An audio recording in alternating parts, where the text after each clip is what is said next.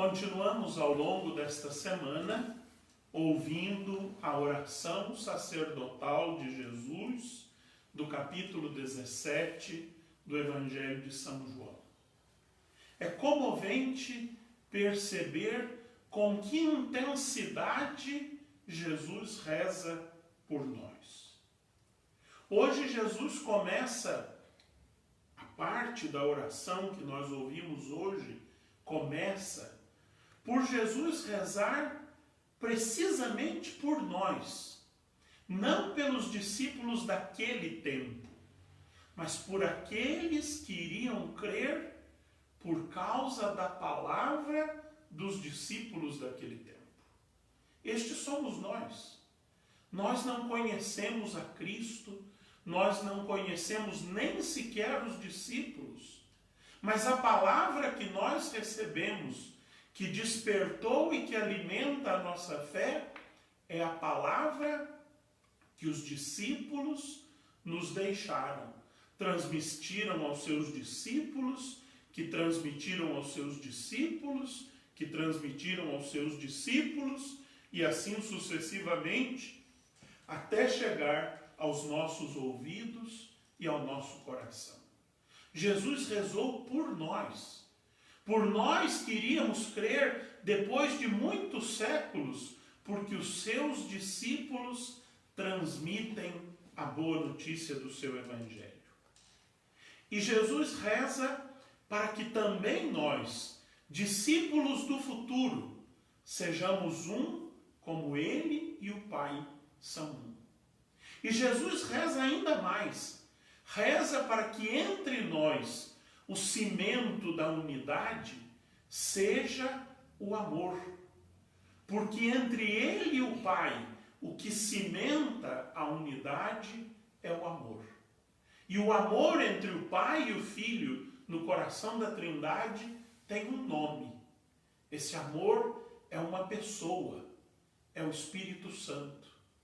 Por isso nós celebramos a semana de oração pela unidade de todos os cristãos às vésperas da festa de Pentecostes. Porque só o Espírito pode cimentar a nossa unidade. A nossa unidade intraeclesial, ao interno da nossa igreja, e a nossa unidade intereclesial com as outras igrejas. Isso é obra do Espírito Santo. E essa unidade é necessária para que o Evangelho seja acreditado. São João 23, um grande papa do ecumenismo, nos advertia que o maior escândalo que nós oferecemos ao mundo como cristãos é a nossa divisão. E como é que alguém que não crê no Cristo vai crer num Cristo dividido, num Cristo que é causa de divisão?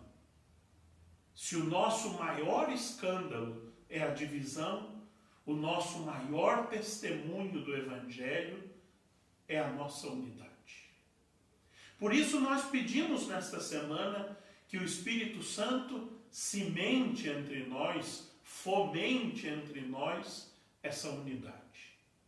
E quando Jesus reza pela nossa unidade e nós nos somamos à sua oração sacerdotal, a primeira leitura nos oferece um exemplo concreto do que a falta de unidade é capaz de fazer.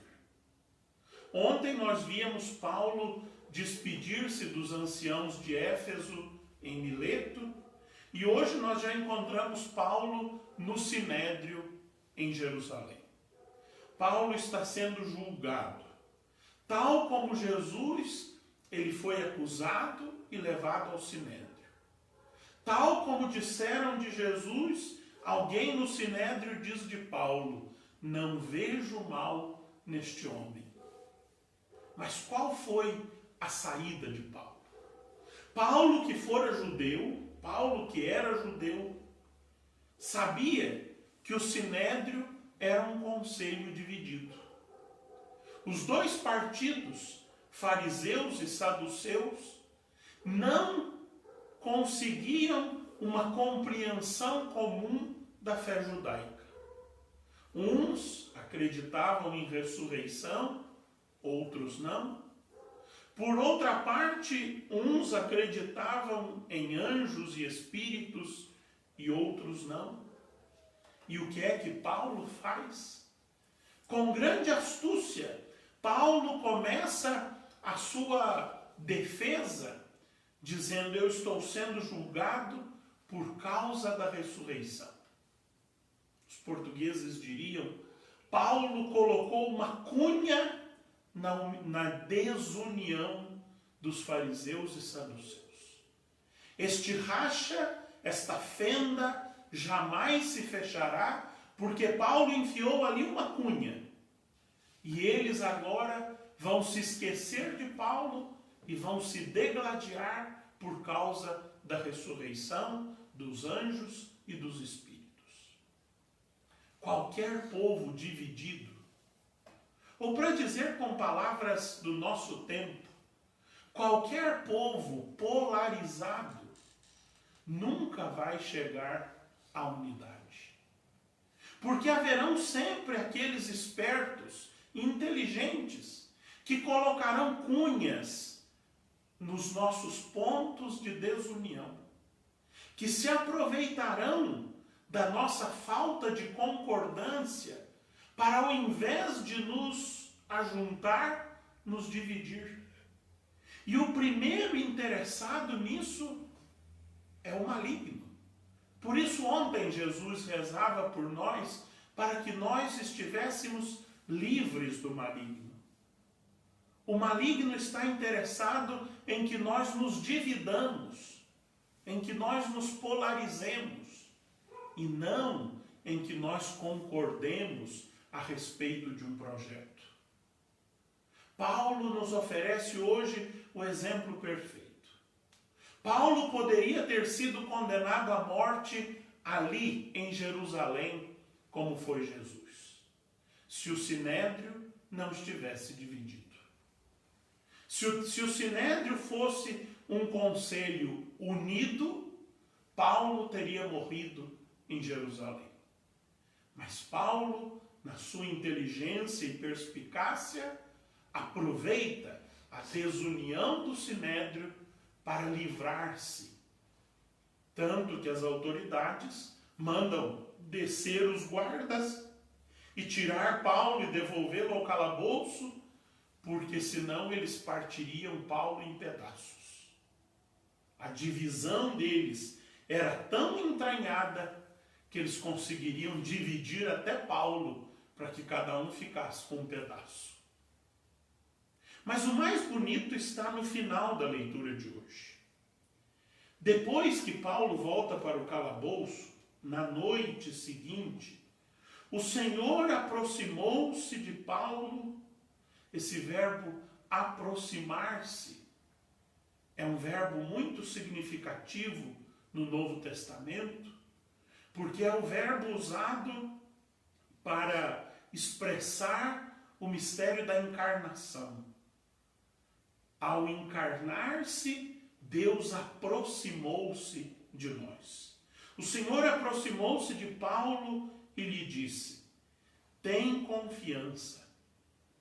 Assim como tu deste testemunho de mim em Jerusalém, é preciso que tu sejas também minha testemunha em Roma. E é isso que vai acontecer. Depois deste julgamento falido em Jerusalém, Paulo vai ser levado à autoridade do Império Romano e vai pedir, porque ele é cidadão romano, para ser julgado em Roma. Vai ser levado para Roma, nós vamos ver isso tudo ainda nessas leituras até domingo. Vai ser levado para Roma e vai testemunhar Jesus Cristo em Roma. Mas de onde vem a confiança inabalável de Paulo? Vem desta certeza de que o Senhor aproximou-se dele. E aquilo que ele está fazendo não é a sua missão, mas a missão do Evangelho. A confiança inabalável de Paulo em Deus vem desta certeza que o que ele realiza é o testemunho de Jesus Cristo. Não é a sua obra, é a obra de Deus. Esta é a última vez nos Atos dos Apóstolos que Deus fala com Paulo. A partir daqui, nós vamos observar o silêncio de Deus, como observamos com Jesus crucificado o silêncio de Deus no seu Calvário. No Calvário de Paulo não será diferente. Deus não falará mais, não porque Deus não quer solidarizar-se com o seu sofrimento, porque Deus já disse tudo. E o tudo de Deus é exatamente isso. Tem confiança. Como você deu testemunho de mim aqui em Jerusalém, você vai dar testemunho de mim em Roma. Essa palavra talvez não, com toda certeza, serve também para nós. Tem confiança. Como você deu testemunho de mim nos diversos sofrimentos da sua vida, você vai dar testemunho de mim também neste período de pandemia. Como você já deu testemunho de mim em tantos momentos difíceis da sua vida, você vai dar testemunho de mim também neste isolamento social. Se nós estivermos profundamente comprometidos com Jesus Cristo e o seu Evangelho, ele jamais nos abandonará e ele será sempre o motivo da nossa inabalável confiança. Venha o que vier, seja o que for, nós vamos vencer. Porque na oração de Jesus, ele pediu ao Pai que nós que o acompanhamos na cruz, o acompanhemos também na glória. Porque se fomos fiéis a ele na cruz, como é que ele vai nos deixar longe da sua glória? Temos essa certeza. O Senhor nos quer no céu, onde ele já entrou e está à nossa espera. Por isso podemos confiar em tudo e qualquer coisa que aconteça sobre esta terra. Jesus está no céu à nossa espera, coroado de glória e esperando-nos para nos tornar participantes da sua glória. Amém.